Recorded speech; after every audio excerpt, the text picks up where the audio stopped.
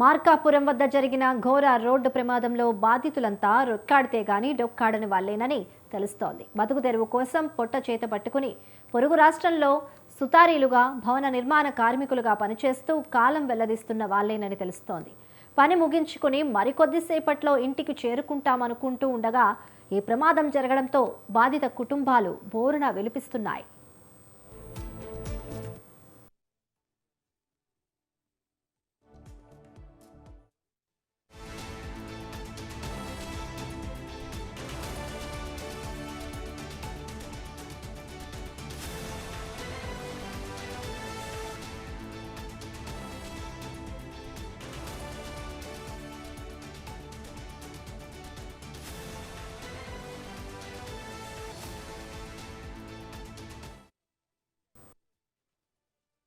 మహేందర్ అని వ్యక్తి, ఆయన వేల్దారి పనికి పట్టుపుట్టు కోసం పోయాడు.